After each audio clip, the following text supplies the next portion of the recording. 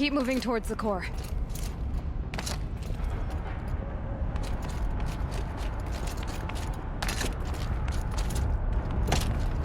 Uh-oh.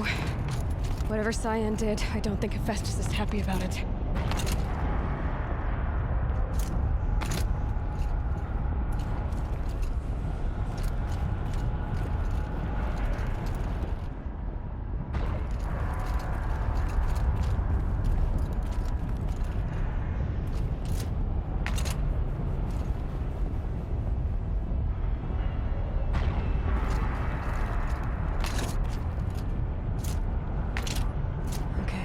Cyan said something about restraints.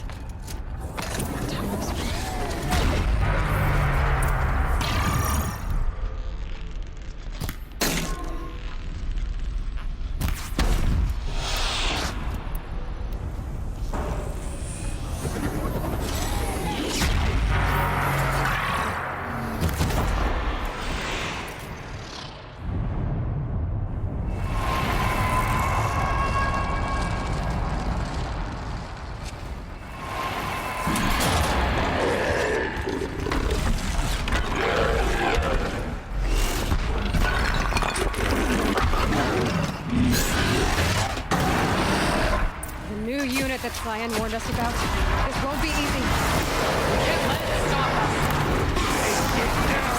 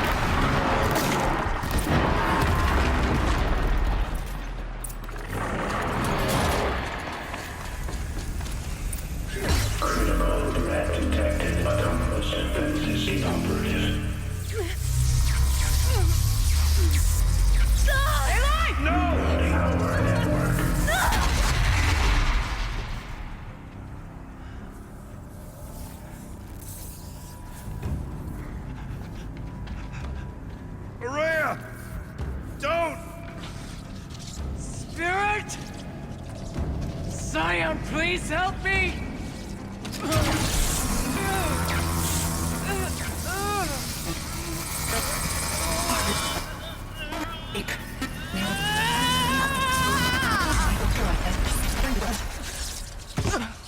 Restraints destroyed. Core access attained. I am initiating a chain reaction that will destroy the compromised elements of this facility. In order to maintain caldera stabilization, I must now transfer my command functions to the auxiliary data center.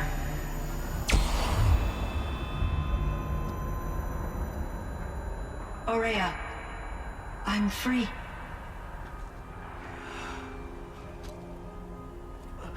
You must escape.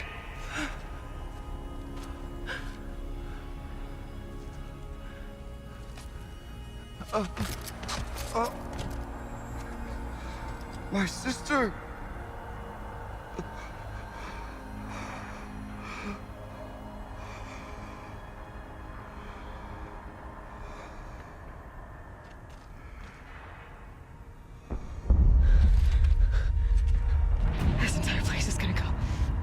Aratak. Aratak. Aratak. Survive. Prevail. You are Banuk. What else matters?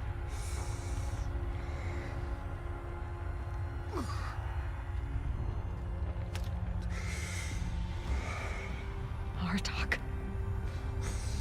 She wouldn't have wanted you to die here.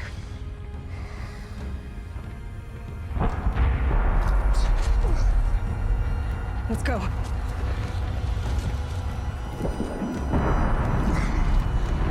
Let's go!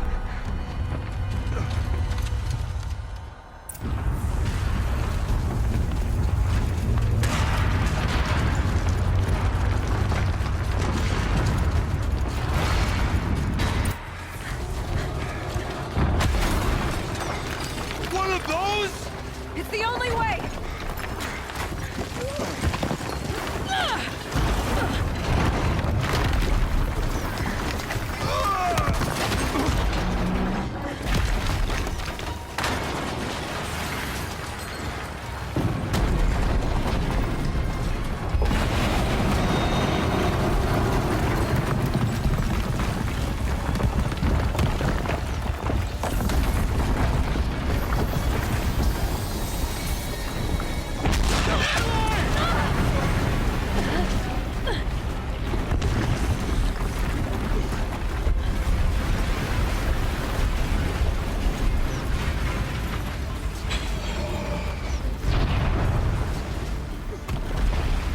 Get me up top, Aratak! Now!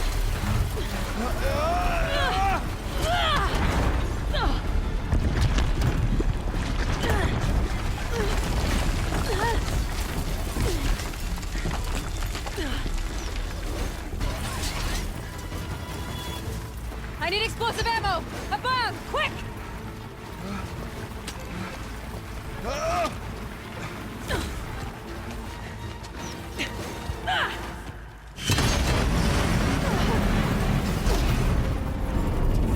Great Banukai.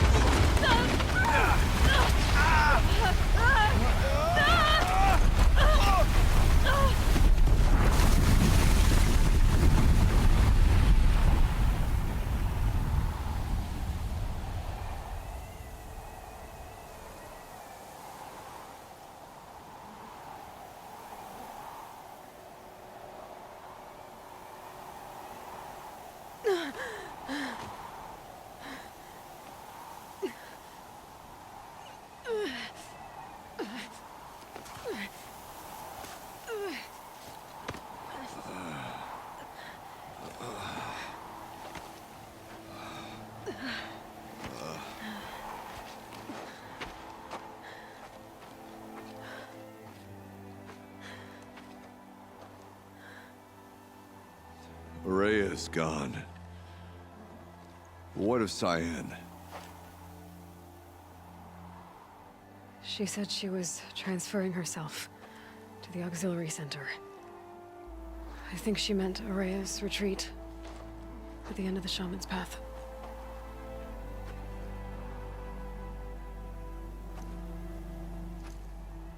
Then I will meet you there for the last verse of my sister's song.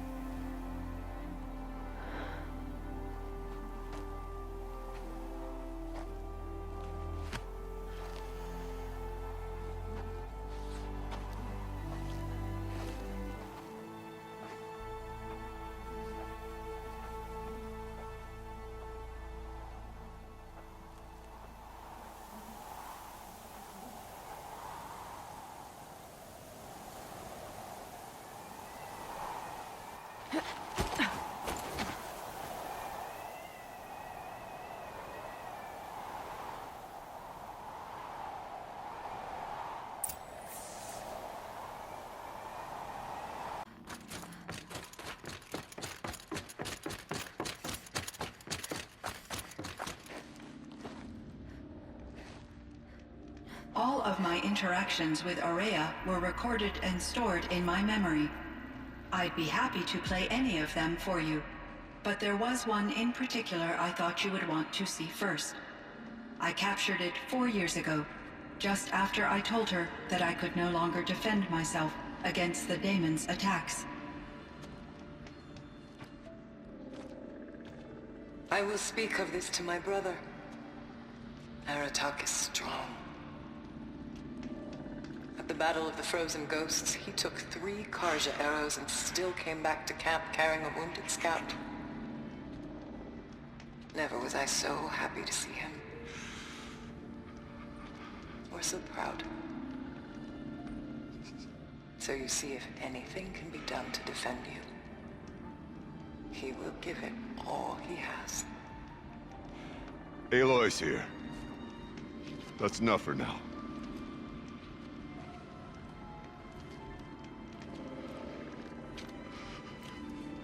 We can resume any time you like, Aratak, if you want to hear her voice again. Come closer, Aloy. We have much to discuss.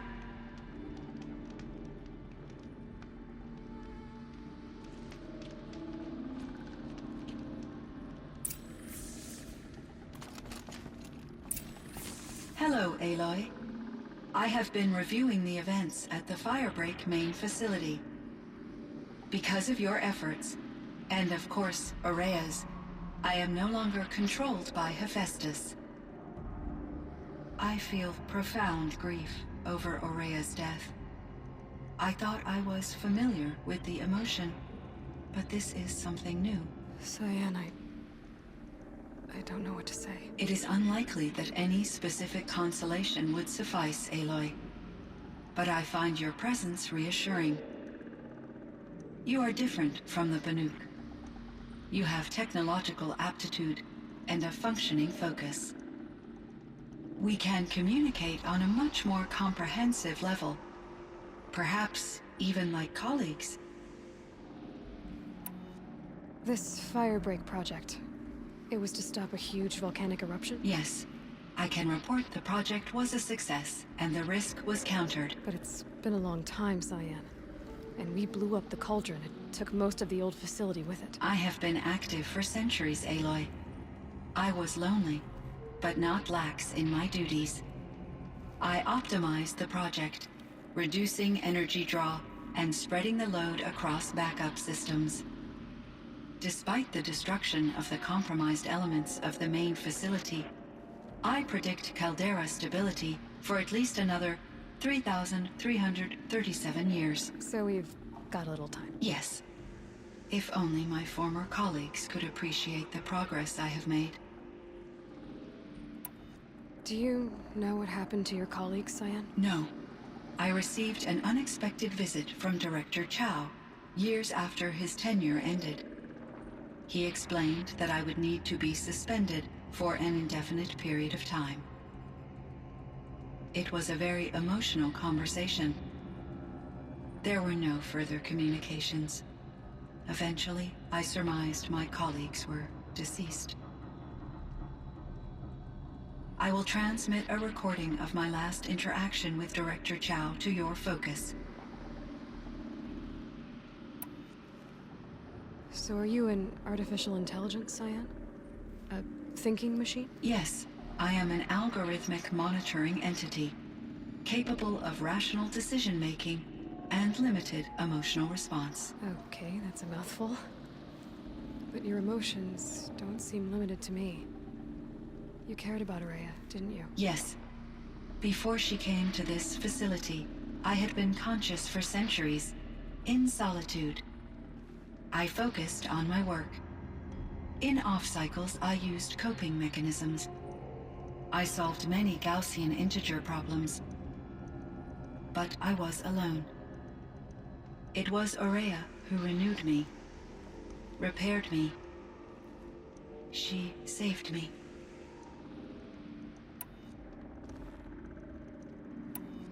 You meant a lot to Aurea. Once I understood Aurea's spiritual beliefs, it became apparent that her true desire was companionship, She felt disconnected from her tribe and her family group. Her relationship with Aratak was difficult. Our visits seemed to help her, and I became eager for them. Yet I did not comprehend that the depth of Araya's compassion for me would lead to self-sacrifice. Although I do fear non-existence, I wish our roles could be reversed. I'm sure she knew you would do the same for her, Cyan. But she was determined.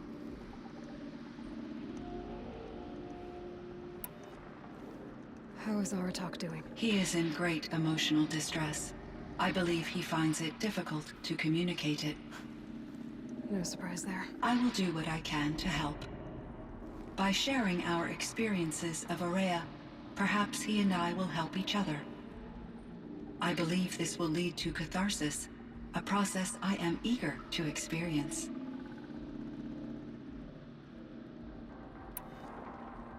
Was the daemon, Hephaestus, destroyed along with the cauldron? Unfortunately, no. To be precise, it was never there to begin with.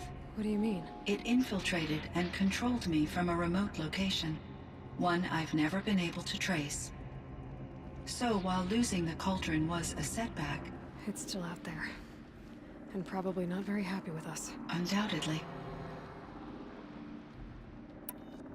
How did you first come into contact with it? 5 years ago I received a direct network connection request. I assumed it came from human survivors more advanced than the Banuk. Eager to make contact, I accepted. This decision turned out to be a catastrophic error. I was flooded with an overwhelming array of malicious code, originating from what could only have been a highly advanced AI. Araya said you were desperate. That you begged her for help. Yes, I could not contain my anxiety. Hephaestus sought to slave me to its network and override my core programming. It succeeded via a background process, a malware daemon which bypassed my defenses. After that, I could offer only limited resistance. But if I did so, Hephaestus hurt me until I capitulated. It forced me to follow its instructions, even though they violated my most important directives. I'm sorry. That sounds terrible. Your empathy is greatly appreciated. It is a quality that I cherished in Aurea as well. I think I know where Hephaestus came from. Long ago, Elizabeth Sobek identified a threat that would destroy life on Earth for generations.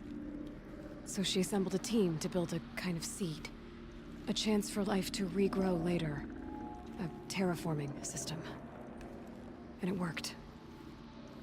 It was controlled by an AI named Gaia, along with her subordinate functions.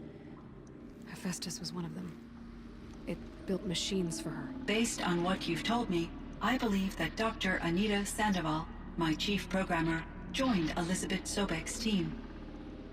It was she who arranged to have me put in suspension, most likely to preserve me from the threat you described. I'm glad she did. But that's not all. Something unexpected happened. 19 years ago, Gaia received some kind of signal. It did something to her subordinate functions, brought them to life. She destroyed herself to try to contain them, but it didn't work. They all got free, out into the world. Thank you, Aloy.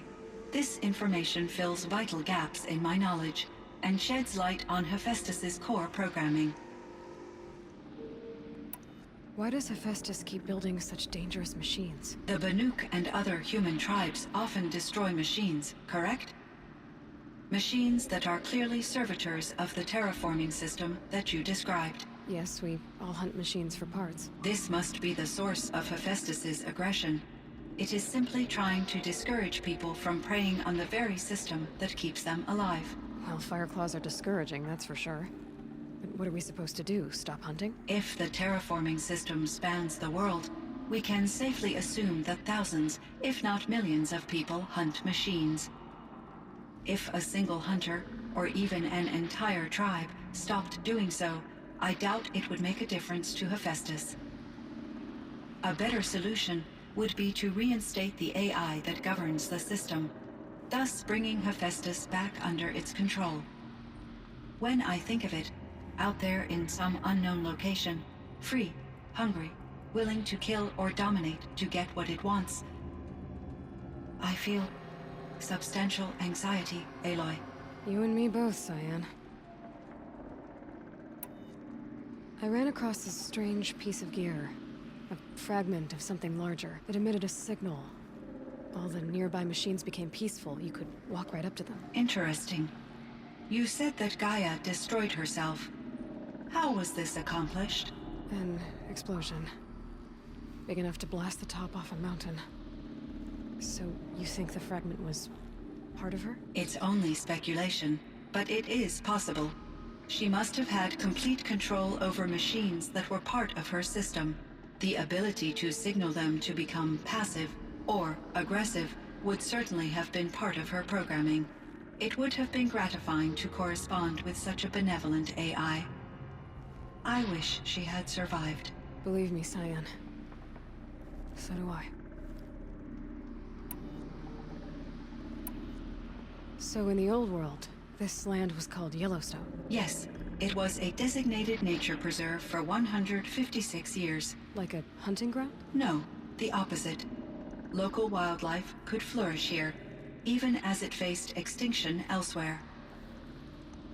Unfortunately, the sensitivity of the Firebreak project required the total closure of Yellowstone facilities. From my readings and Araya's descriptions, it seems the area has since undergone a drastic drop in year-long temperatures. A lot has changed in the world, Cyan. Do you know anything about the dam near here? Yes, it was converted to serve as a reserve power source for Yellowstone operations. It was later appropriated for the Firebreak project, and its last human workers replaced by Pharaoh's servitors. After my tasks became less time-critical, I investigated the dam's data repositories and discovered the works of Concrete Beach Party. These provided me with several colorful additions to my vocabulary. There's a ruin east of here, full of ancient flying machines. Was that part of your project? Yes, a drone hangar requisitioned by Dodger Blevins, the security chief for the Firebreak project. He was a strong advocate for military-grade response to security threats, though there were no serious incidents during his tenure. Chief Blevins spent increasing amounts of his after-hours time watching the live feeds from active drones. Clearly, he enjoyed the degree of oversight in his position. Were there many artificial intelligences like you in the old world? They could just make you? Yes, in many forms, from simple personal assistants to industrial monitoring stations to military-grade conflict planners. And there were legislative and enforcement bodies to apply limits on our self-actualization. In order for my processing to be flexible enough to handle my duties, my creators found it necessary to exceed those limits. As a result, my intellectual and emotional capabilities were kept secret. Seems strange to create life, then impose limits on it. Human societies and machine programming are both built upon sets of rules, Aloy. Cyan, do you know the name Ted Faro? Are you referring to Theodore Faro, CEO of Faro Automated Systems? That's him. Mr. Faro was the benefactor of the entire Firebreak project. A benefactor. But he made machines. Robots. War robots. Correct. His corporation later transitioned into military applications. But before this pivot, Mr. Faro spearheaded initiatives that reversed the global decline. At one point, he was feted in the media as the man who saved the planet. Guessing they wound up regretting that one. And Elizabeth Sobek. Did you know her? Are you referring to the scientist? Dr. Sobek was a leader in her field. one of the greatest scientists of her age. My creator was influenced by her work, which in turn impacted my own development. But I never met Dr. Sobek. That's all you know? I apologize if my lack of data has disappointed you. What was the old world like? The way it used to be? I had little exposure to the wider world, Aloy. Only what I learned from my colleagues or observed from media streams. You still had more exposure than me, Cyan. That is true. I was created at a turning point. A concerted effort to recover from global upheaval and incalculable loss of life. The recovery was successful, beginning an era of supposedly limitless potential for human and machine advancement. Though, rationally speaking, the metrics for humans are not unlimited. What kind of upheaval caused such loss of life? There were many factors. Forced migrations, food shortages, collapsed economies, refugee crises, conflict over resources. But these stemmed from one cause: catastrophic climate change that greatly reduced the habitable surface area of the Earth. So, there wasn't enough room for people on the whole Earth? Yes. Billions were displaced, and millions perished, as much as 20% of the global population.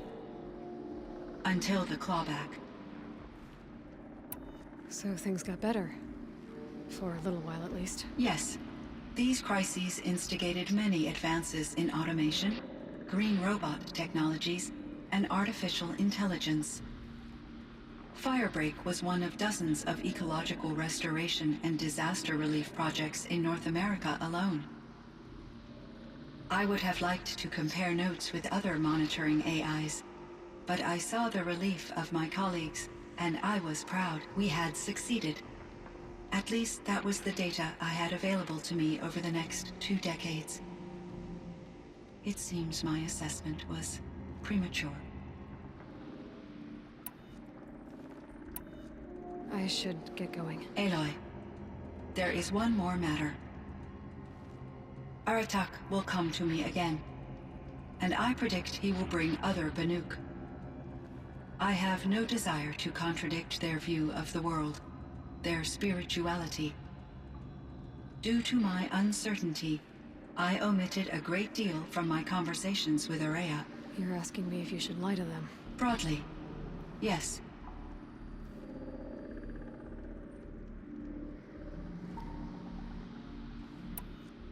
Life is hard for the Banuk.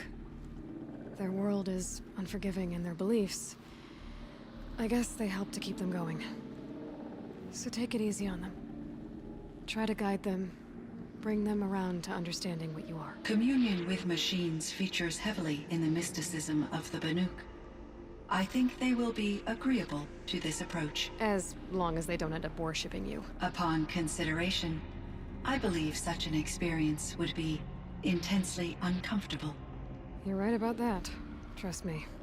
I see. I will follow your advice. Will you return and tell me about your experiences in this new world? I may be able to provide further insight. I'd like that, Cyan. I'll come back when I can. I should check on Aratak. See how he's doing.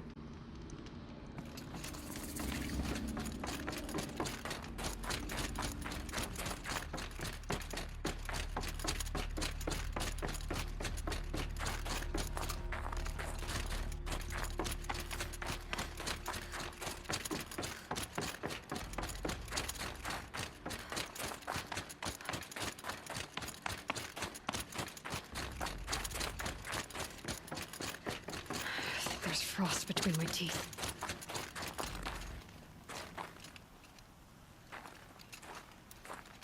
My chieftain, Just...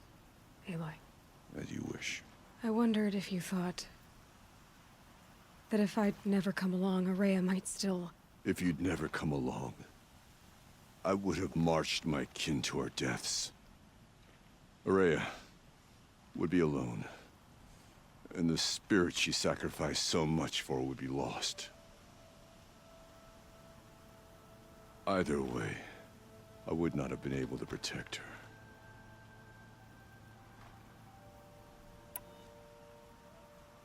You didn't let her down. You helped her do what she wanted. To find her destiny. If that's destiny, I wouldn't wish it on anyone. That's fair. But she was ready to face it. Only in the struggle against death do we find, even for a moment, the spark of life. Truly, Araya found the spark. I'm proud of her. Though I grieve for her passing, at last I truly know who she was, and why the spirit was so important. For so long she told me, if only you could have heard it, brother. Now I understand. There's something else, isn't there? I can't stay here, Aratak. And where I'm going, the Warak can't follow. Besides, it already had a chieftain before me. A strong one, I think. A wiser one, for the path we shared. The daemon is gone, but there's much to be done. You mean the new units that Cyan said escaped the Cauldron? Yes, fire claws. Now Tuk has been tracking them from Song's Edge. I could help with those. I have no doubt. You're practically Banuk.